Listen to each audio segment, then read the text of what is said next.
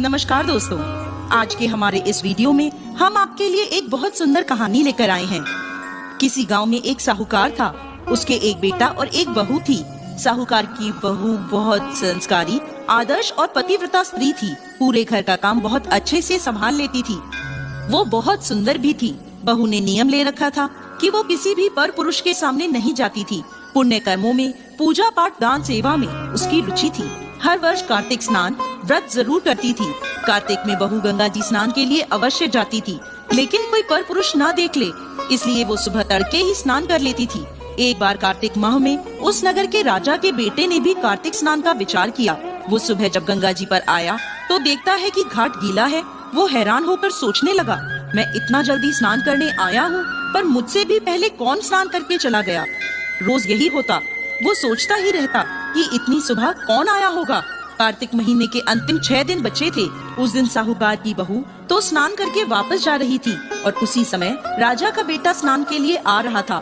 आवाज सुनकर बहू जल्दी जल्दी जाने लगी, लेकिन जल्दबाजी में वो अपनी माला और मोजड़ी वहीं घाट पर छोड़ गई।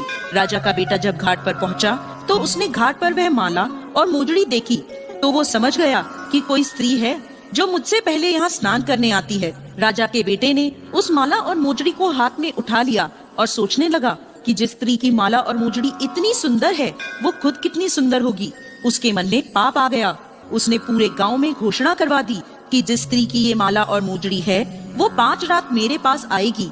सारे गांव में थू थू होने लगी, लेकिन राजा का बेटा है, कोई बात टाल ही नहीं सकता। साहूकार की बहू ने राजा के बेटे को संदेश भिजवाया, ये माला और मोजड़ी मेरी है। मैं 5 रात गंगा जी के घाट पर आऊंगी।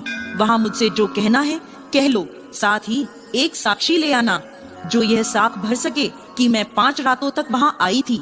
राजा के बेटे ने कहा, इस परम सुंदरी को तो बस मैं ही देखूंगा।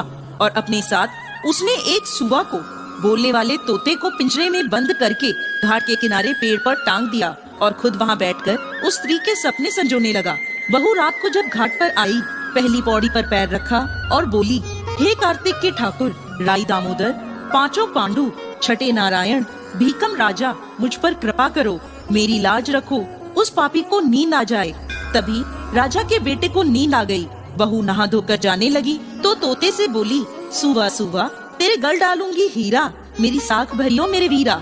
सुवा यानी तोता बोला, कभी वीर भी साख भरता है। तो फिर से वह बोली, सुवा सुवा, सुबह तेरे पग घालूंगी नेवर, साख भरियो मेरे देवर। सुवा ने कहा, ठीक है भाभी, मैं तेरी साख रखूंगा। वो चली गई। तब राजा का बेटा हड़बड़ाकर उठा तो सुवा से पूछा, सुवा, वो आई थी क्या? कैसी थी? सुवा बोला, आभा की सी बिजली, होली की सी जल, केले की सी कामिनी, गुलाब का सा रंग। अगले दिन राजा के बेटे ने सोचा, आज मैं अपनी उंगली में चीरा लगा लेता हूँ, दर्द के मारे मुझे नींद ही नहीं आएगी। वह उंगली चीर कर वहाँ लेट गया। बहू आई और उसी तरह प्रार्थना करने लगी और राजकुमार को फिर से नींद आ गई। वो स्नान करके फिर चली गई। राजकुमार ने फिर तोते से पूछा तो उसने वो सारी बातें दोहरा दी। अगले दिन राजकुमार आंखों में मिर्ची डालकर बैठ गया। बहू आई, उसी तरह प्रार्थना करने लगी। भगवान के प्रभाव से राजकुमार को फिर से नींद आ गई। जब वह चली गई तब राजकुमार उठा और फिर से तोते से पूछा। तोते ने वही सारी बातें उसे बता दी। राजकुमार अगले दिन बिना बिस्तर के बैठा कि बिस्तर की गर्मी से मुझे नींद आ जाती है। बहू आई, प्रार्थना करी, सुबह स्नान करके फिर से चली गई। राजकुमार फिर उठा, तोते से पूछा। तोते ने फिर से वही सारी बातें बता दी। अगले दिन राजकुमार अंगीठी जलाकर बैठ गया। साहूकार की बहू आई, प्रार्थना करी, भगवान 4 रातें तो निकाल दी, अब ये अंतिम रात है, इसे और निकाल दो। भगवान ने फिर उसकी बात रखी और राजकुमार को फिर से नींद आ गई। जब वह जाने लगी तो तोते से बोली, इस पापी को कह देना कि 5 रातें पूरी हो गई हैं, वो मेरी माला और मोजड़ी मेरे घर भिजवा दे। सुबह राजकुमार की आँख खुली तो तोते से पूछा, क्या वो आई थी? तोता बोला, हाँ आई थी और उसने अपनी माला और मोजड़ी मंगवाई है। ये सुनकर राजकुमार सोचने लगा कि वह तो सत की थी, तभी तो भगवान ने उसका सत रखा। कुछ दिनों बाद राजकुमार को कोढ़ हो गया। राजा ने ब्राह्मणों को बुलवाकर पूछा, मेरे बेटे का शरीर क्यों जल रहा है?